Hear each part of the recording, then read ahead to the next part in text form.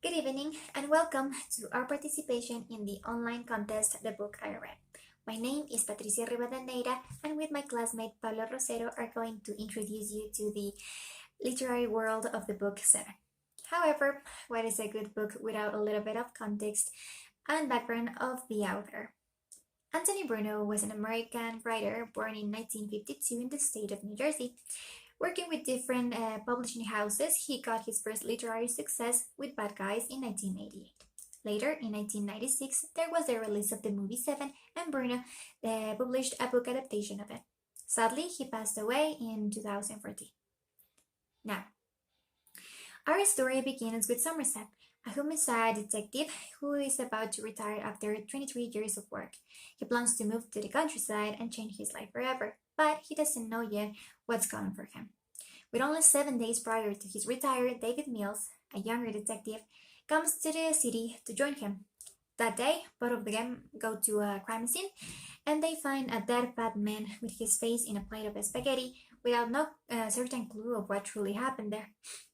The next day, another homicide was committed and the victim was Ellie Gould, a top criminal defense lawyer who was murdered in his office, where the word greed was written in a wall with his blood. Back at the fat man's apartment, Somerset finds the word gluttony, and links the murders, arguing that the killer might be committing his crimes based on the 7 deadly sins.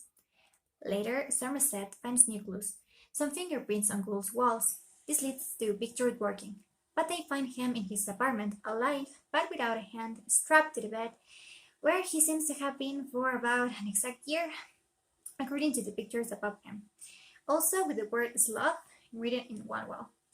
The detectives try to look for more clues, so they go to the public library, thinking that the killer could have been inspired in a little bit of literature. After that, Mills and Somerset found out who the suspect killer is. His name was John Doe, and when they were going after him, he escaped.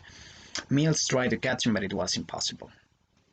After that, they found some photographies about John Doe's victims, confirming that he is indeed the killer. After a few days, Tracy confessed that she's pregnant, but this was only said to Somerset, meaning that Mills, her husband, didn't know anything about this. And after a few more days, they found a new victim, a victim regarding to the sin of lust. They found out that she was shot in the head by a man, but this man wasn't John Doe himself. He forced a man to kill her. And the final victim that they found is the victim regarding to the sin of pride. The nose of the victim has been cut off, and she had to choose between living without a nose or committing suicide. John Doe knew very well to his victims, so he knew that she was going to commit suicide instead of living without a nose. And then when Mills and Somerset were trying to figure out how to stop John Doe turned himself in to the police. Mills and Somerset didn't know what is happening, so John Doe told them that there are two more victims, but these victims are only to be shown to Mills and Somerset. So John Doe leads the detectives to a desert, and then when they are there, a delivery truck arrives to their position, and a man got down to the truck and delivers a package to Somerset. Meanwhile, Mills and John Doe were talking in the truck, and John Doe was telling him that he has envy of his life, of his wife, because she's beautiful. So John Doe was telling this to Mills. And then John Doe told him that the last night he went to Tracy's house and he decapitated her.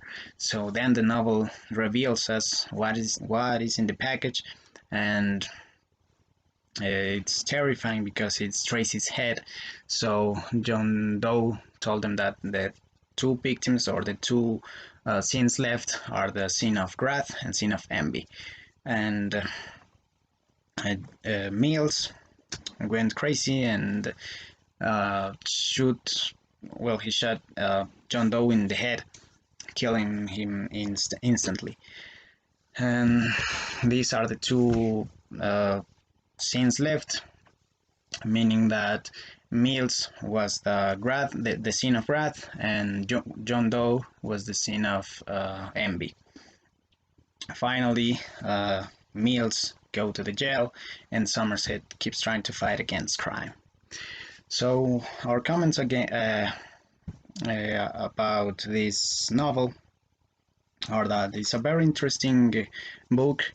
We like this book because there's a movie, and there are a lot of facts that we would like to talk about, but there is no time. So I hope you like this summary. Thanks for listening.